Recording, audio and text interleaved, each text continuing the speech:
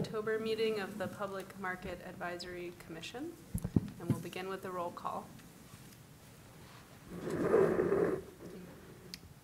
your job. That's mine. No. Oh, Just calling your names. Peter Wolf. Yeah. Lisa Peter Young. Wolf here. Lisa Young here. Alex Kachari here. And Rebecca Locke here. And Jeff Nemeth and Holly Parker are absent. And now we will approve the agenda for tonight's meeting. I have one comment in item H that appears to be from maybe the minutes of last meeting. Yes. So does that need to be, that's not part of our agenda? Right. Is it part of our agenda today? Well, I didn't know if anyone wanted to discuss it from last Oh, meeting, so you- it's okay. there as a possibility. Okay. We can hold it until the next meeting Sure, also. no, that's fine. I thought Okay. it was next one, sorry. So we'll need a motion to approve. I motion to approve the agenda. And I second. All in favor? Aye. Aye. And now we will open up to our first public commentary.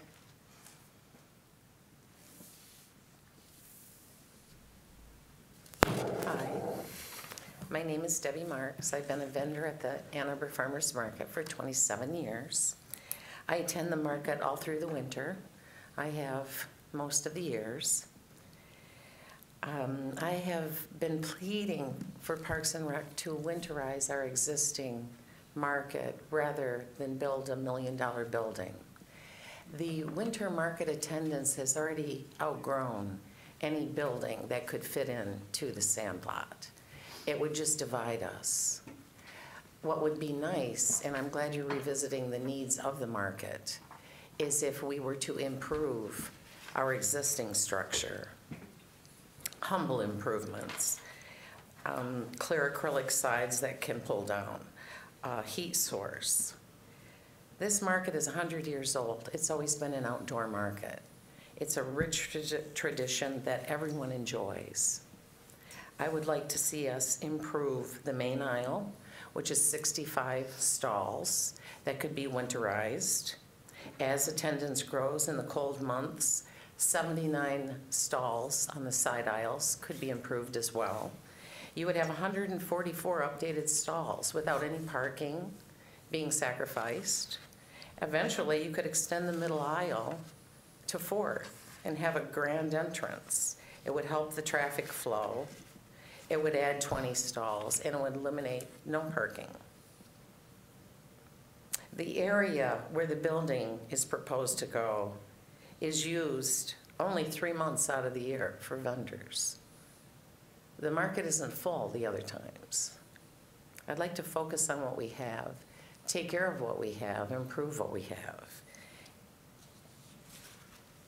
These are the real needs of the market. Stalls at the market are golden. Parking is platinum. We don't need to eliminate any of these. The market has a chance to improve and keep its historical heritage and tradition. So let's allow the farmers market to provide the community with fresh local produce and products year-round in comfort. And let's focus on this beloved historical farmers market and make it a beautiful venue that the community and the entire city can be very proud of. Thank you. See you at the market. Thank you.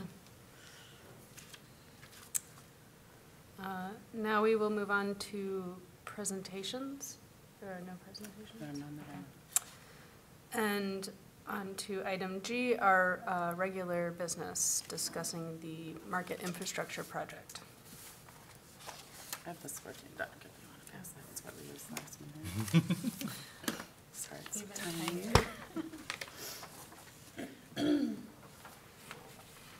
So Becky shared with us all the working document that Stephanie drafted up in August. This was at the beginning of our conversation to revisit the discussion of the market winterization project.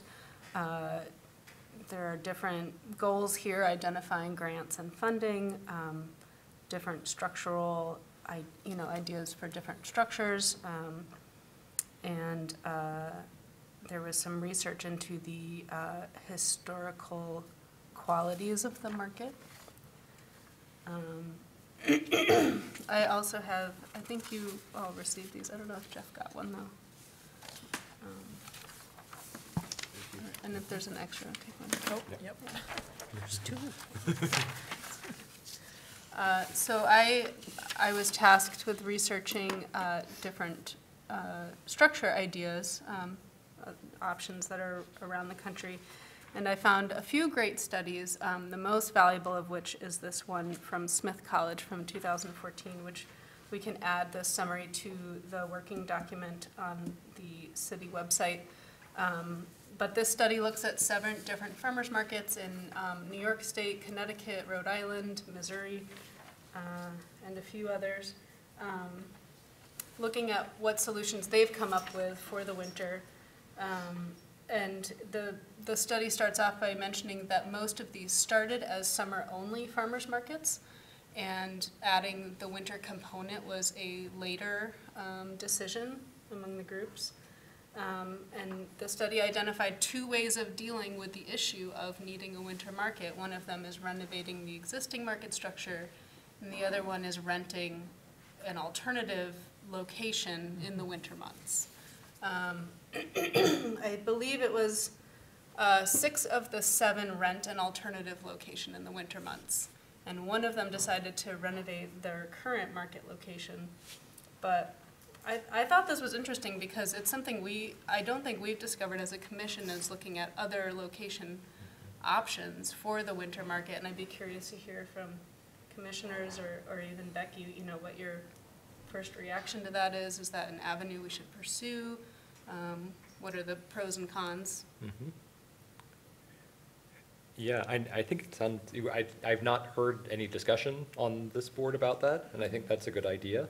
It's a matter of just identifying some local spots that might actually be practical for that, and I actually haven't dug through that. That seems like I'm trying to think of things within proximity to the existing market, and there's Community High, and they have a gym, which is one of these options here. I don't know how, again, like wet people and clothes and stuff in a gym seems like a bad idea, but. And I think you can't haul stuff into it very easily for the vendors. Yeah. But there might be other places. They mentioned one of the things is like a retrofitted mill, freight, or warehouse buildings too, that, on North Main, there are some kind of industrial buildings. I don't know that the weird thing is many places don't rent like 1 day a week. Right. You can rent it forever, and then Yeah. you have it a 7-day-a-week lease for something you would use for a few hours on 1 day. But yeah, we should look. I think that's. If this was seen as a viable option, it seems like it would make sense to contact Parks and Rec, since the farmer's market is part of Parks and Rec, and there's space, there may be space in other places, but And to be clear, we're talking winter only. winter. Yep. How would you figure out if that's an option for, especially for the vendors? Well, I mean, we could always do a vendor survey. And I think it's a consideration for customers too. So Yeah. I think this report did a really good job of delineating the important considerations for a market location, and obviously accessibility for both customers and vendors is a big one. So being able to back in trucks and have loading doors, but also, ADA accessibility for customers, and, bathrooms are something, a nice service that we offer in our summer market. We would probably want to keep that in the winter market. Size is a big consideration. Community high school probably isn't big enough for, all the vendors we'd want to house. And then vicinity to the downtown area. So one of the most beloved elements of the market, I would say, is its downtown. You can take the bus to it. It's centrally located. So would we sacrifice that in finding an alternative location that's maybe a little further from downtown? But I don't see why we couldn't put together a survey for both vendors and customers. I mean, I think a really great point that this study makes is the cost of construction, if there is any, is far lower in an existing structure, obviously, than building a brand new structure. So that is appealing.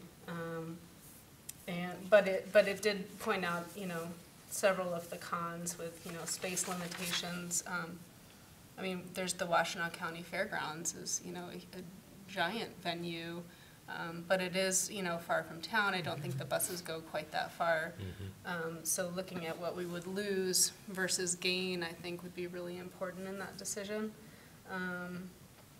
But And I think too, Yeah. that if it were too far away, it would just become a different market. And, Right. there are other markets that are around, and that's not the end of the world, but it would be sad then to not have the Ann Arbor Farmers Market if it Yeah. were essentially.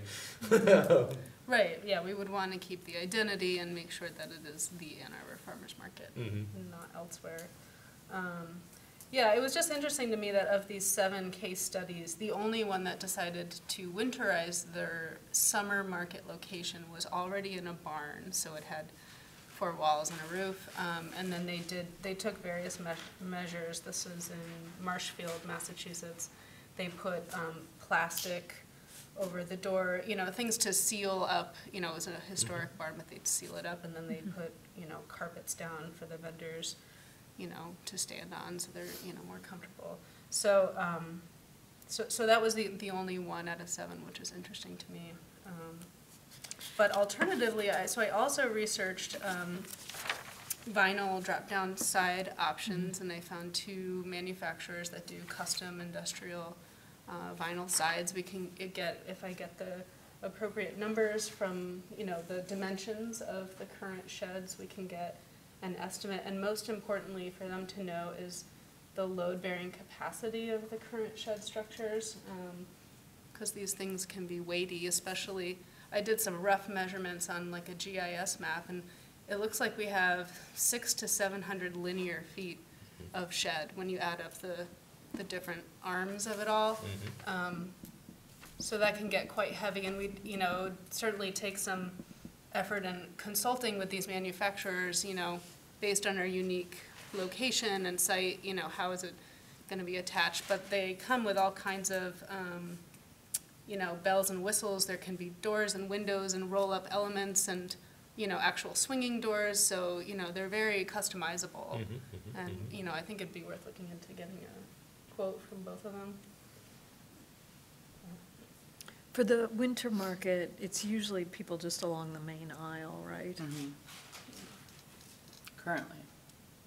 Yeah, I think something we discussed in the vendor advisory committee a couple years ago, though, was that if we do offer a winterized, minimally heated, whatever option, that potentially there could be more vendor interest. So our current vendor amount in the winter is limited to the fact that it's an open air market, but it could be bigger than that given, heat and other amenities that we don't currently have.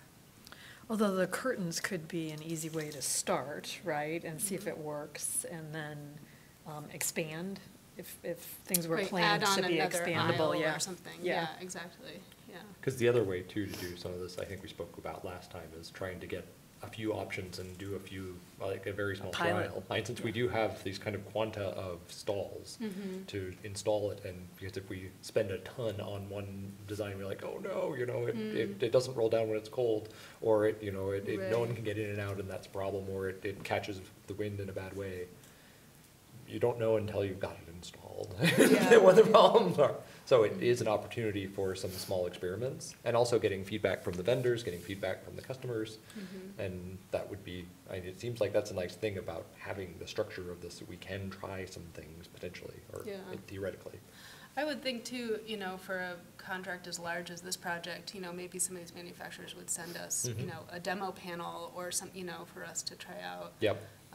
Even if it's not exactly the right dimensions, at least we could get a feel for it, and, maybe vendors could practice going in and out of it or something, Yep, whatever exactly. we need to check out, so.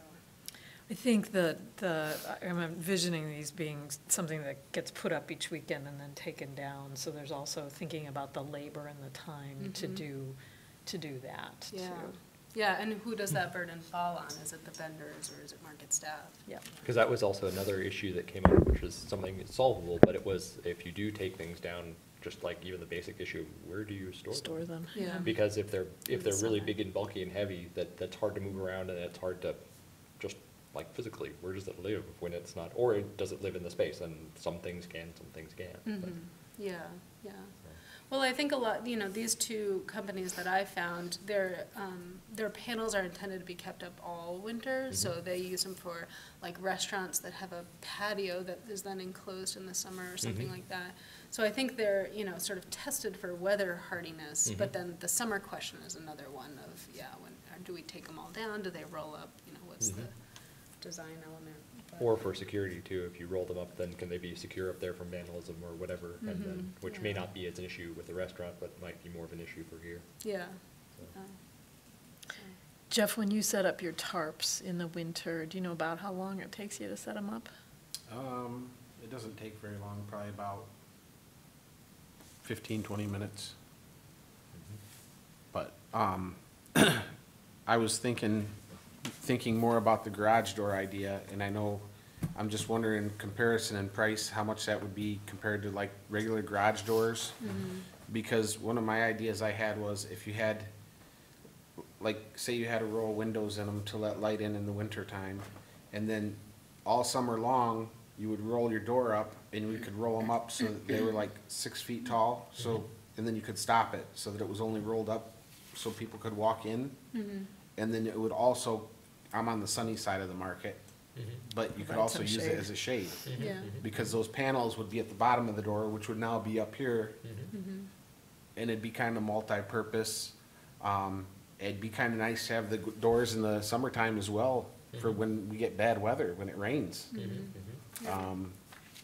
So I would be interested to see, I'm not opposed to the curtain idea, but I'm just, sometimes that new technology's more costly than, than it would be to put doors in, Yeah. so. So it seems like too, what might be a useful thing is again, this having some sense of pricing like per linear foot. So we can do a kind of apples to apples comparison. Yeah. And that's both for the equipment, but also for installed, once it actually goes in with what we've got. That I think getting some basic pricing with that would be helpful. And again, the garage idea could work well. It's just a matter of can you install it in that space? Right. Anything can be done. Well, we go down to Flower Day down at Eastern Market, and they redid a couple of their sheds. And that's what they did, was they put garage doors in. And I was kind of surprised, because I mean, obviously, if they can do it and not have problems, then I'm sure we wouldn't have any problems either with vandalism or anything. Yeah. But, and it just kind of opens it up. They have the beer festival down there. I don't know if anyone's ever gone to any events down there. But they have events down there inside now. And that used to be a closed market, and now they have festivals and stuff all winter long in there. So, I mean, it would still be an option for the Parks and Rec to use it for other things during the week. You know what I mean? Yeah. It would be, I would like to talk to somebody about why it couldn't be done. Why the garage doors couldn't be done. I know there's talk about the current structure can't support them, but I have some pretty specific questions, like the door isn't supported by what's there, the door is supported by what we would have to add, which would be some posts along the edge of the market. And then we need to think about, do we need I mean, I don't know how it would work out, but do we need a garage door for each stall? Or could we have where one garage door does like 2 stalls, and then have a blank spot where we just had a wall? And then 2 more stalls, and then a wall, how would that work out? So I think there's a lot of options. Ideally, it'd be nice to have a garage door for each stall, Yeah. but I think it would be possible to have where maybe one garage door covered 3 stalls. Now, it might fall where 2 of my stalls are on the one garage door, and then, my other stall is shared with somebody else's, the garage door is shared with someone Right. else's, Yeah. which shouldn't really be an issue. It's probably gonna cause more drama down at the market. But for the most part, I think everyone could make it work. Yeah. I just see garage doors or curtains and heaters being the smartest way to go. Yeah. Because kind of in that vein too, I was scheming and I built a really cheap prototype of something that could work for this too. Which doesn't have the installation problems and would be much more, it'd be very flexible and to try out, where essentially it's greenhouse plastic with weight at the bottom and magnets at the top. And this is just heat welded. It's super easy to do. I made this in about 10 minutes. But you can put it up like a marquee sign in terms of just each strip goes up and it becomes a strip door. And it's weighted on the bottom with little weight. But the nice thing about it is I know that the structure could hold it, and the structure is ferrous metal. There are magnets all over it, and it works just fine. It would hold up well enough for when you wanted it, and then when you didn't, you just take it down. It's super light. It's easy to store, easy to repair. It's easy to replace. And when it's out of the way, it's totally gone. So in terms of, it has no permanent infrastructure required, but it would solve some of the problems. It's not quite as translucent as the acrylic, so I don't think it would look as nice. I think some of these other options might look nicer.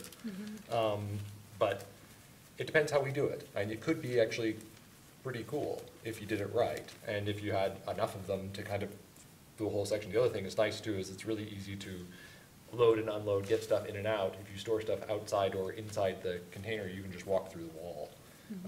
And so it blocks, not totally sealed, but it blocks 80% of it and deals with all the kind of funky irregularity on the structure that we have, because that's one of the challenges with building any infrastructure is with the steps in the concrete below, with the speakers, the cables, the conduits, and everything else that's already in there. You'd have to work all around that, which, yeah, I think that for any long-term thing, that's good. But I fear it will be very costly. Or everything is always more costly than you expect, but I think this would be really, really cheap. My concern with that is wind. We get a lot of wind at the market, and I just see that being halfway down for that, you know. Well, I think what I found with it, so I've been playing around with it at the market, and you can easily just pop it up onto this and see. It all depends on how, so I have a tiny little dowel in here because that's just what I had laying around. You can adjust the weight to make it more or less taut, and that can adjust things, but it still will allow wind to go through it. But that's also, if you have a high wind and you have a fixed plane, it will then, it has to be either super strong or it's gonna be a kite and fly the whole thing away. Whereas this yields to it. This is why it doesn't need any structural addition, because it gives. It's like leaves in a wind versus trying to give the side of a house. Right. So it will block most of the time except for high gusts, in which case it will gracefully fail. But the nice thing is that you can put it up wherever you want, whenever you want, and take it down whenever you want, wherever you want, which is a plus. So how wide would those strips be? Well, so when they do strip doors, like the acrylic ones, they're usually between 4 and 8 inches. Okay. And so you could make them wider, less wide, again, you could be whatever you want. So would the weight be on the ground, or would there be an air gap at the bottom? You could put an air gap, you could put it on the ground. I think it would probably have to be on the ground for it to make sense to work. It Now- depends how much sealing you need and you want, but yeah. Yeah. But the nice thing about it too is that you can customize and adapt it however you want. In terms of, some vendors might want to have it on the ground because they really want a good seal. Others really might value sharing, having more accessibility and not having it in their way. Well, that's the problem, is if we had a lot of people that didn't put them up, or whatever, then And the heat's you might as well on. not even Yep. put yours up, because, Yep. you know, It's kind of all or nothing. Well, it kind of is, and in terms of wind it would slow down wind still throughout. If there was wind Oh, gusting, it's I like, see. again, wind in a forest full of trees versus wind in an open plain. It's a lot warmer in the forest than it is in the open plain, just because there are leaves. So essentially, this is like clear leaves. It's totally not a 100% solution, but it is a, That could be the brand name, what? clearly. Clear leaves, there we go. But so, yeah, I think it seems like that's where I kind of like this idea of exploring through some of these ideas and making, and potentially having some parallel samples. Because if you did have a garage door, and if you did have some roll downs, and you had some random leave sections in there, would that be okay? I mean, is it okay, does it all have to be one thing, or can you have a variety of things? And there are gonna be pros and cons, and you'll know when you try it, but you won't know until you do. Yeah, I don't know. yeah. And this wouldn't be all that different than the tarps that most of the vendors put up, right? Yeah. well, a lot of people in the wintertime, use tents Mhm. as opposed to tarps, because, well, they're easier to get and they're just easier. But, they hold some heat in because they got a lower ceiling. So if you have a heater in there, you're not wasting so much heat. And so with that, what if it were that everyone had a tent? I mean, why doesn't everyone have a tent? Well, pretty much everyone does have a tent, Okay. But they're not always back to back, at least. Yeah, it's not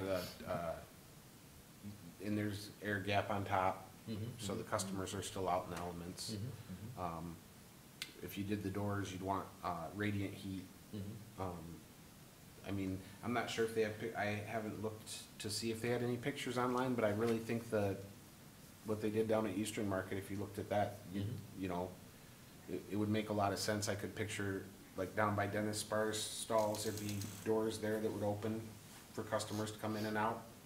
And then maybe have them in a manner so that in the summertime, they could just be open all the time. Maybe they'd be propped open. And then there'd be doors, like between me and Scott, there'd be doors there for the same thing. And then depending on how far you went down with the doors, if you went all the way down, then there'd be doors at the driveway right there to Carytown.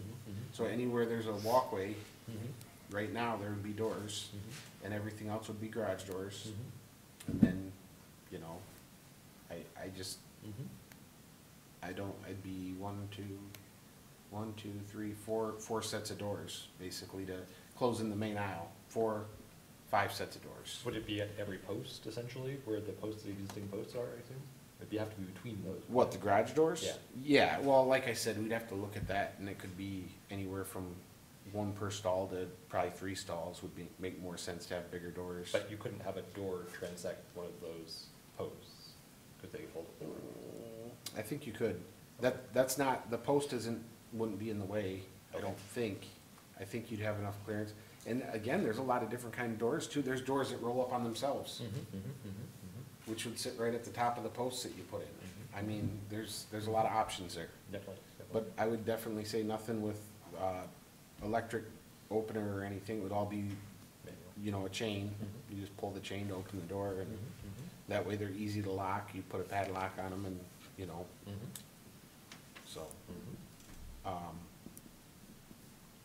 I guess probably one of the best people to contact for that would be like Ann Arbor Doors. They'd probably be able to give a local company, you know. Yeah. Might as well keep things local if you can. Yeah, yeah. There's probably contractors that Parks and Rec has worked with too. that Yeah, they could yeah, I'm contact, sure. too. But just for getting prices. I think it's But worth just for noting getting at prices. this point in the discussion that the gutter bid is being finalized, and they should be honing down on that and approving that by your next commissioner meeting. Yay. Well, it kind of seems like to me we have 3 really great, solid ideas that I think the next step that would really help is having a price tag Yeah. on all 3 of these for comparison's sake, which to my mind is going to require some participation from Parks and Recreation, right, to seek these out. So I don't know what that looks like, but it'd be really great to get that ball rolling, and I can take on that communication if need be. So. I do like the idea, since we're already in October, and so while we've got, 3 more months before it's really cold, is if there is any way to explore some sort of prototypes. Yeah. Just this year, because then since we're always talking hypothetically, Right. just to say, oh, yeah, we tried this and the vendors liked it, or they didn't like it, and this is why, Yeah. that it might be nice to see if we can try a prototype. There was also a lot of talk about radiant heat last meeting. I wonder if anybody gathered any research on that. I guess from my perspective, it seems like they're 2 separate problems, that if you have it not sealed, it doesn't make any sense to heat it. And if you at least seal it, that will do probably 80% or 60% of what we're looking for. And radiant would help too, but that seems like they're don't necessarily have to go together. I'm worried it would be really expensive too. Yeah, I do feel like the first decision is enclosure, and then I'm a big proponent of heat, even if it's just minimal, you know, just to get the, you know, above freezing. But then the next exploration should be the most efficient systems, you know, the most energy efficient and then cost efficient systems. The other way to deal with or view this too is, so Amy Levins has all this thing for building ultra-efficient buildings, and one of the things he talks about is it's like you heat the people, not the space. And so in this case too, it's like if well, it's kind of how we do it now. It's like if you have localized heaters which heat the things that need to be heated, if it's the vendors, if it's their produce, if it's their product. And if it is relatively sealed, that will bleed out a little bit, but that might be a more adaptive solution than having, if we had a heat running along the top, that would solve kind of everything, but maybe with a colossal energy bill to go along with it. Yeah. Because it's heating all the roof, it's heating every inch of square of sidewalk, which Yeah, is right. cool, but that's wasteful. I don't know, it's expensive.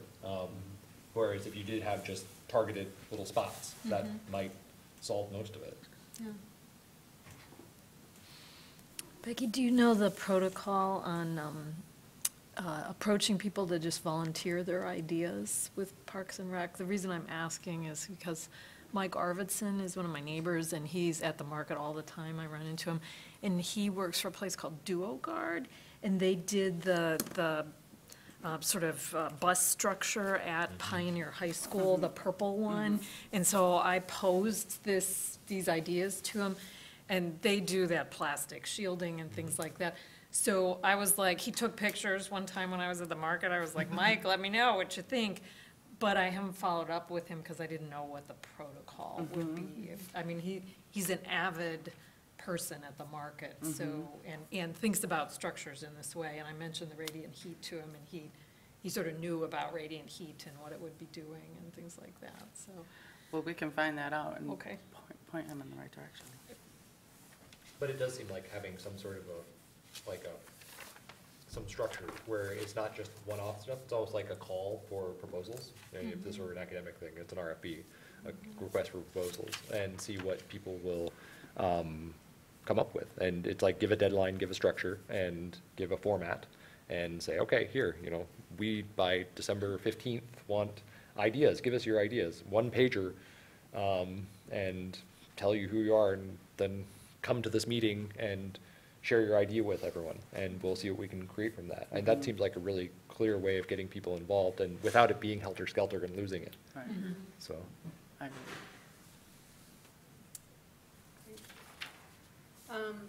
So just to go back to the conversation we had earlier about looking at alternative locations for the winter, it kind of sounds like that's off the table. Are people feeling like that's not a worthwhile avenue? We're gonna look instead at things we can do to the current structure.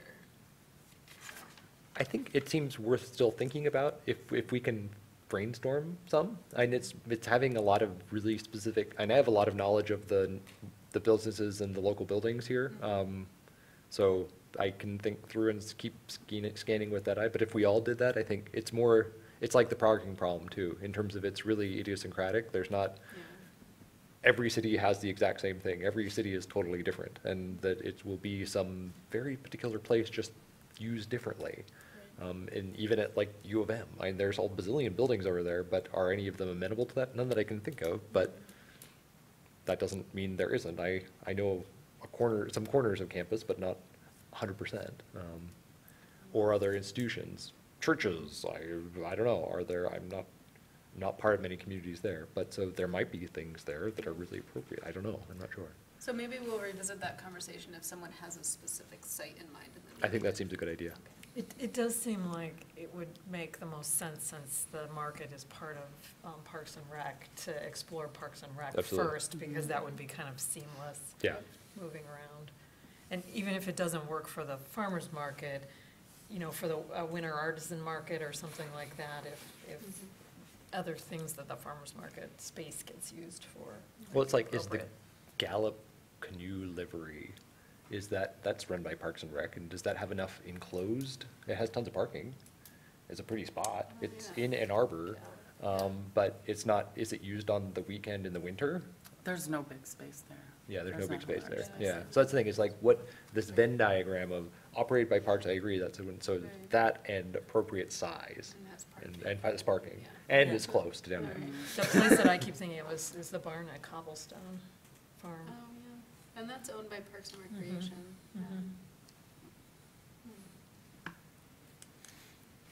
For those days in January where it's 20 degrees, Yeah. and there's usually only 10 vendors there anyways. Right, yeah. Oh, yeah, that's a nice barn, too. Okay. Does anyone else have any other ideas? Good. So now we will move on to new business. We had a visit, or did you want to talk about this? No, go ahead. Okay. We had a visit from market vendor Christine Chopire last meeting in August, and she brought to us her concerns about the current rules regarding producers versus artisans and how that creates an unfair and unequal environment for the artisans. So, wondering if anyone had time to reflect on that, think about our rules. I guess I had a question about, so the Sunday and the Saturday market. So I had a question about the Sunday and the Saturday market as to where is the line, how did they operate differently than each other? And the Saturday market is clearly food, and the Sunday, as I understand, was more arts, but I don't know, The Sunday Artisan Market is run independently by its own management company. Okay. The Saturday Farmers Market is run under Parks and Recs under the city of Ann Arbor. So it's a whole, it's not even the Completely Parks and Rec. separate, right, Interesting. yes. So they don't, there's no There's no overlap. interconnection right. between those two.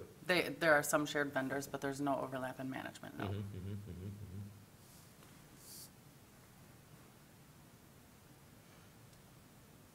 Well, I think that Christine brought up a good point, and I don't know like, all the details behind this, but with the annual stall move up the past 2 years, producers have not picked all the available stalls. And that is like a fairly new phenomenon. So that was sort of the foundation of her argument. Well, if producers don't need all these extra stalls, then, you know, why not make them available to artisans? So maybe this is a call to this commission to creating some sort of procedure around that, if there isn't already. Yes, and I know Stephanie was going to look back at the history of how kind of the proportion between artisan vendors and producers came about to what it is today. So that we will do still. Okay. And maybe if there are written rules on what happens with the artisans in particular, if there's anything about Right. seniority and stall picks and Yes. things like that, that would be helpful to see too.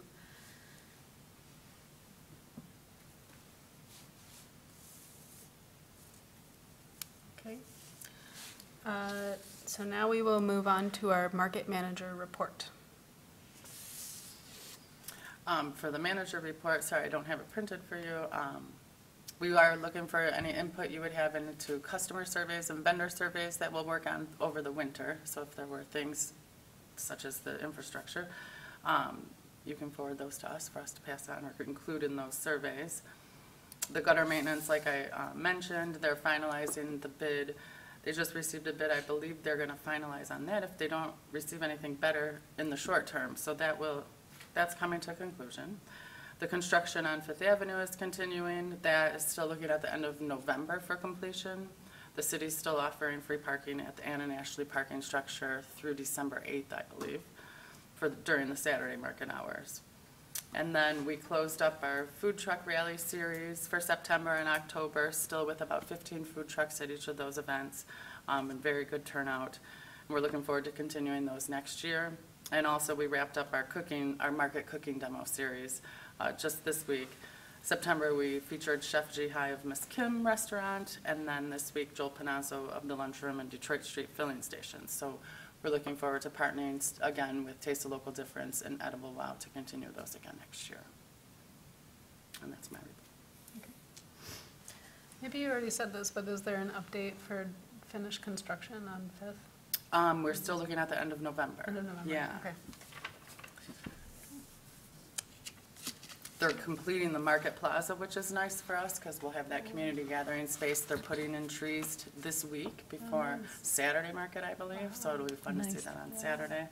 So I'm looking forward to that space. That'll be nice. Yeah. Once it's all done, it'll be very nice. I know. Okay, now we will open up to our second public comment session.